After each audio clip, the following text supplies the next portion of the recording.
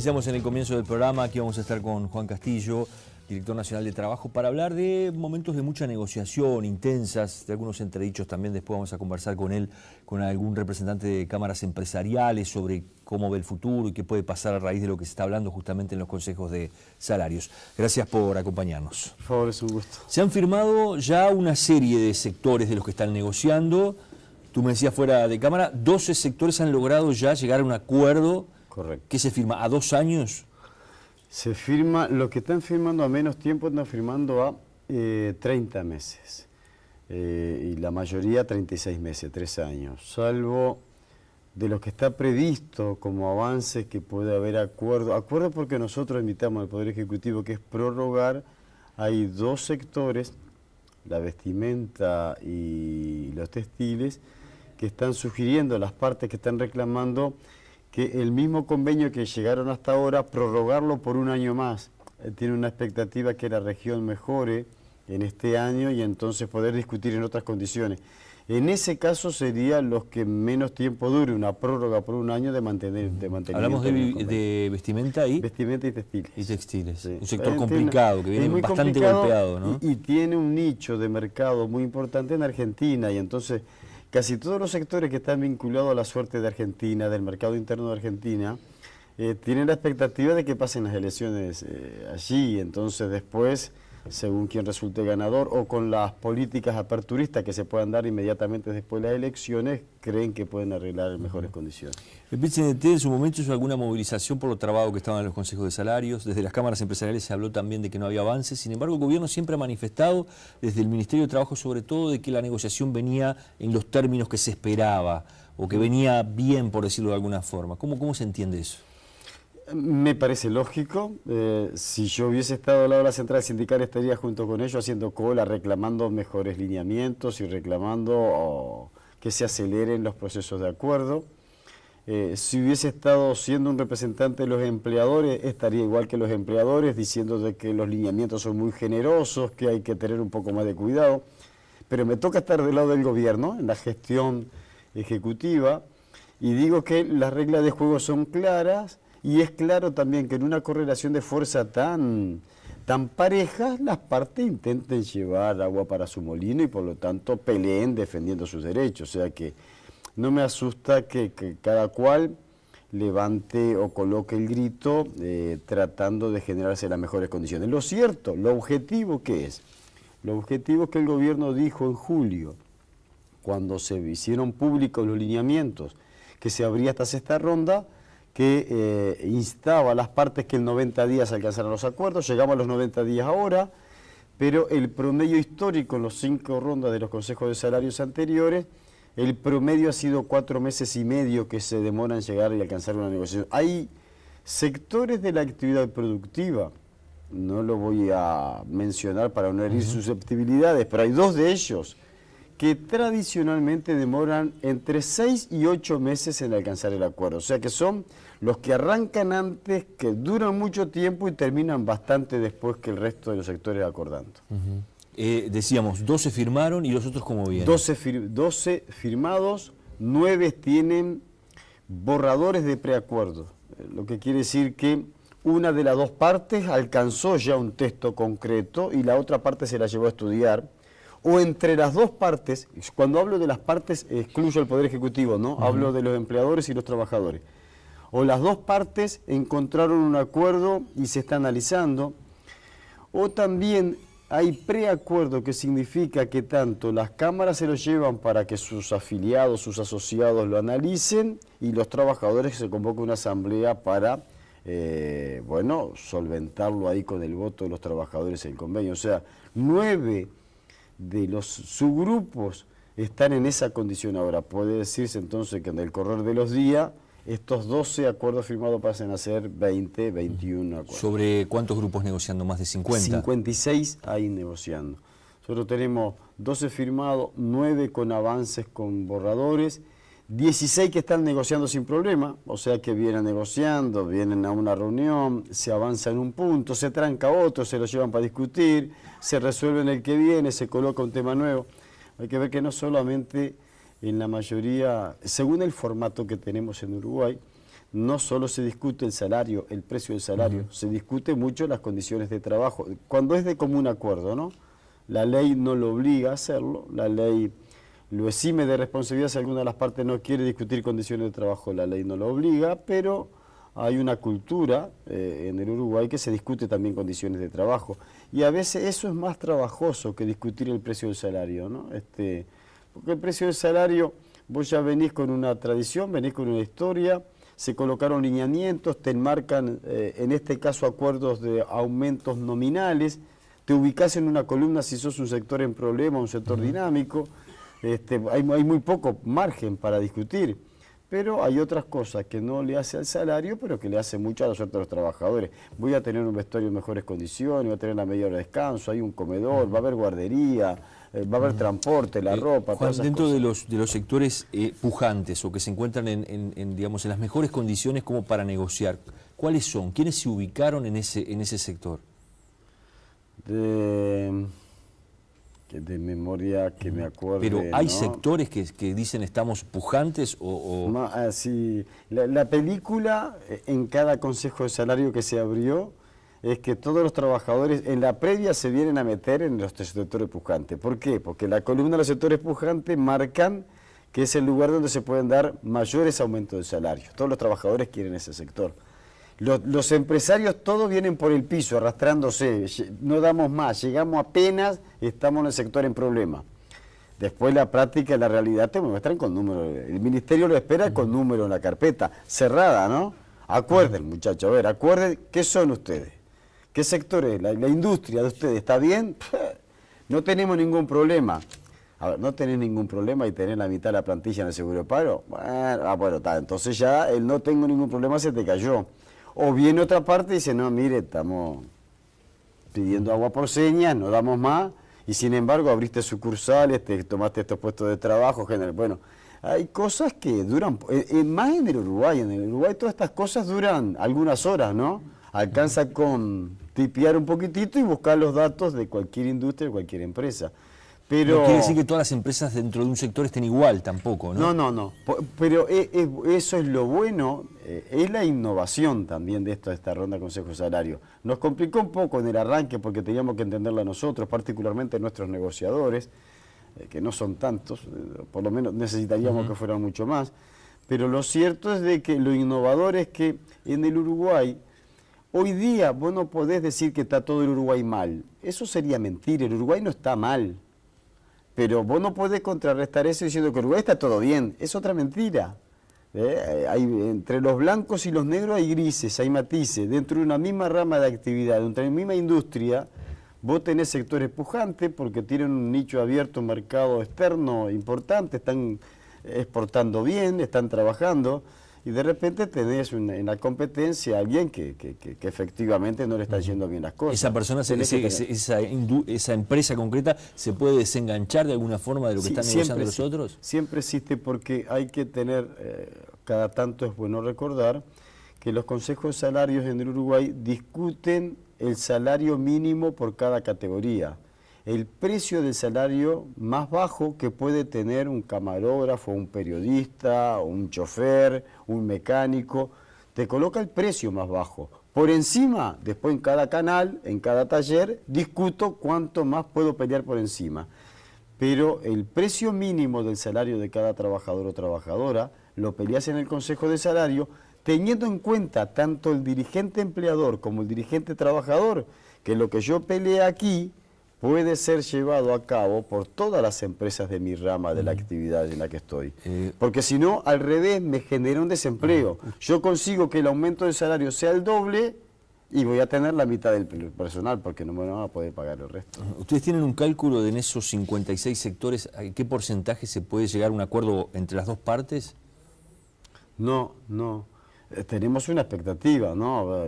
La percepción nuestra es de que va a haber, mayoritariamente se va a llegar a un acuerdo, ojalá que sean lo máximo posible. Lo histórico es que ronde el 80%, 85%, eso sea de consenso entre las tres partes, y quiere decir que el 15% de ello o hay una votación que quedamos 2-1, o hay que poner un decreto de parte del gobierno porque no alcanzaron las partes de un acuerdo. Entonces, vos, ajustado a los lineamientos, lo que colocás, bueno muchachos, se venció el plazo, no hay más acuerdo, no avanzaron nada, colocás una propuesta para que se decrete el aumento de salario. Hace pocas horas se conoció el informe del Instituto Uruguay 21 sobre temas de exportaciones del mes de octubre y, bueno, y los datos de enero a octubre, ¿no?, de lo que va del año, y hay una caída de casi un 12%. ¿Cómo lo están viendo desde el gobierno, desde el Ministerio de Trabajo? Tú decías, nadie puede decir que el Uruguay está mal, nadie puede decir que el Uruguay está bien.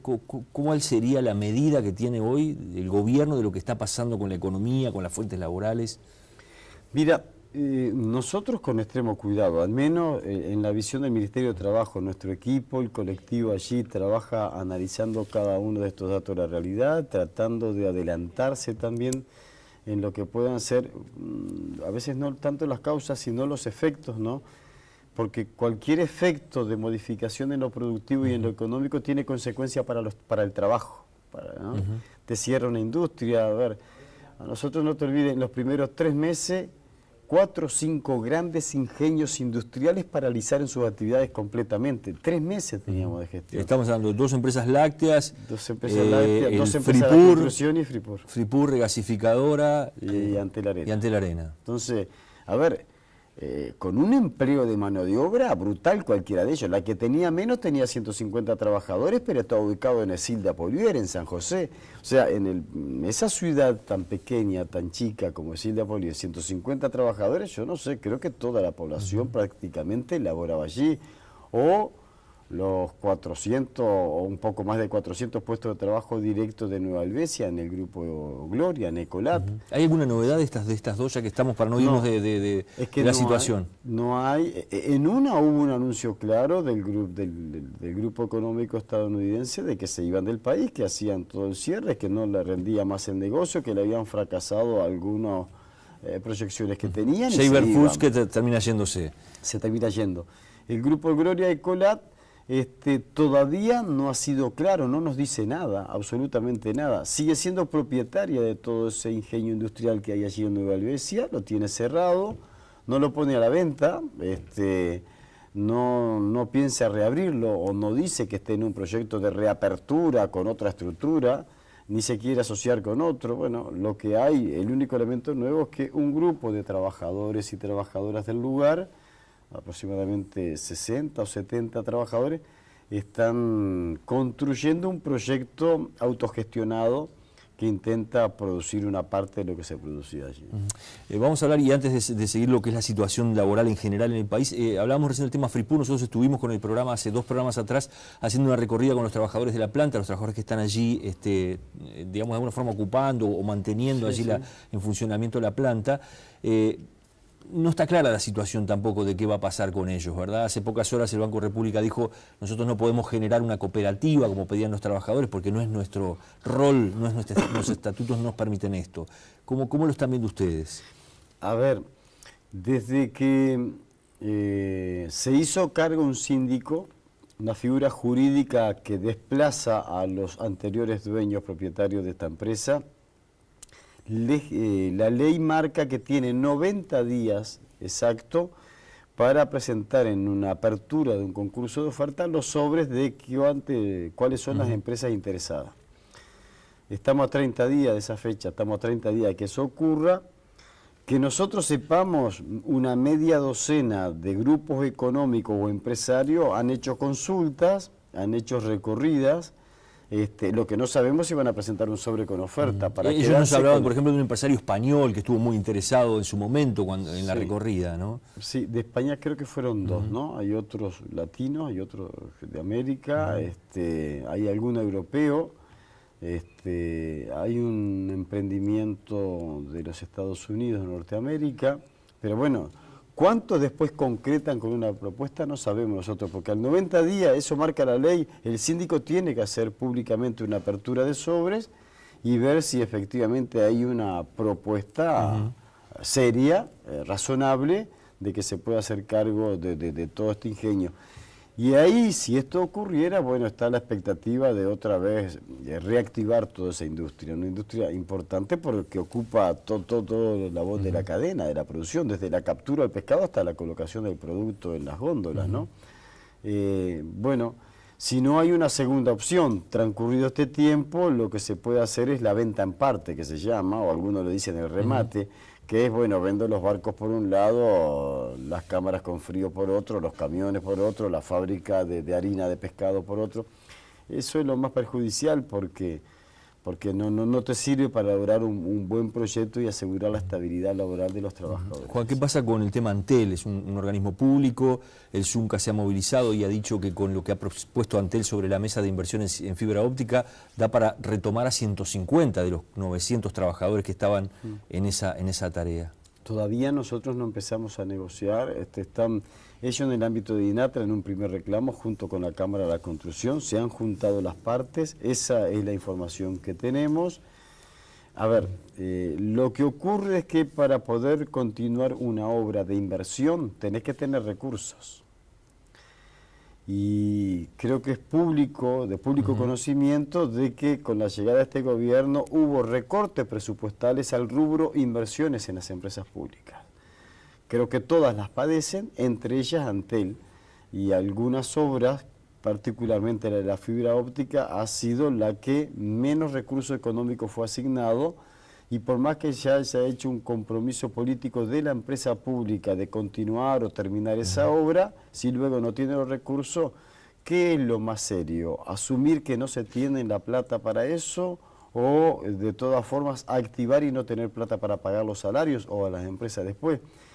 Aquí me parece que hay que hacer lo más objetivo posible, tratar de escuchar a las partes qué es lo más conveniente, qué es lo más costoso, y poder elaborar en conjunto, esto no es enfrentando a las partes, en conjunto, la Cámara de la Construcción, que tiene asociadas las empresas constructoras, porque eran varias empresas constructoras según el departamento y la localidad, al sindicato que organiza a los trabajadores, a la empresa pública Antel, y obviamente que una delegación del Poder Ejecutivo que tenga que estar presente allí a los efectos de examinar. Y bueno, de cuántos recursos económicos, de qué necesidad estamos hablando para poder terminar una obra que además, no por el objetivo en sí, pero es muy bueno para el Uruguay en su conjunto que podamos terminar una obra de esas características, ¿no? Gracias por haber venido, gracias por habernos acompañado y bueno, pusimos por lo menos encima de la mesa lo que está pasando allí en la negociación salarial y en sectores críticos que recién repasábamos también, que bueno, que este año han tenido sacudones fuertes, ¿no? En algunas obras. Gracias por haber venido. Por favor. Nosotros hacemos la pausa, después vamos a recibir a Diego Ruete, les decíamos en el comienzo también, para cambiar totalmente de tema, vamos a analizar con él que está trabajando con niños en la cultura de la alimentación de los uruguayos, en las escuelas, en los colegios, cómo cae, por ejemplo, una noticia como la que se conoció de la Organización Mundial de la Salud y las carnes procesadas y su relación con determinados tipos de tumores, y si podemos cambiar de alguna forma o empezar a cambiar la cultura de la alimentación aquí en el país. Lo vamos a conversar con él después de la pausa.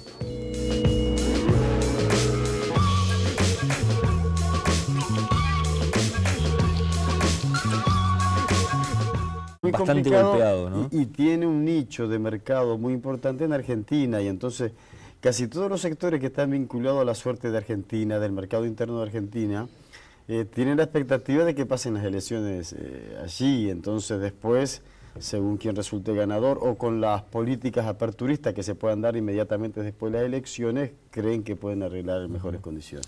¿El PCNT en su momento hizo alguna movilización por lo trabado que estaban en los consejos de salarios? Desde las cámaras empresariales se habló ya una serie de sectores de los que están negociando. Tú me decías fuera de cámara, 12 sectores han logrado ya llegar a un acuerdo. Correcto. ¿Qué se firma? ¿A 2 años? Se firma, los que están firmando a menos tiempo están firmando a 30 meses.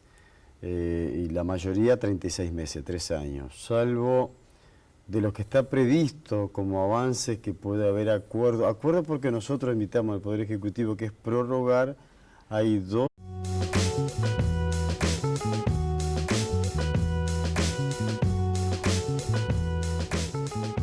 Les decíamos en el comienzo del programa que íbamos a estar con Juan Castillo, director nacional de Trabajo, para hablar de momentos de mucha negociación, intensas, de algunos entredichos también. Después vamos a conversar con él, con algún representante de cámaras empresariales sobre cómo ve el futuro y qué puede pasar a raíz de lo que se está hablando justamente en los consejos de salarios. Gracias por acompañarnos. Por favor, es un gusto. Se han firmado también de que no había avances, sin embargo el gobierno siempre ha manifestado, desde el Ministerio de Trabajo sobre todo, de que la negociación venía en los términos que se esperaba, o que venía bien, por decirlo de alguna forma. ¿Cómo se entiende eso?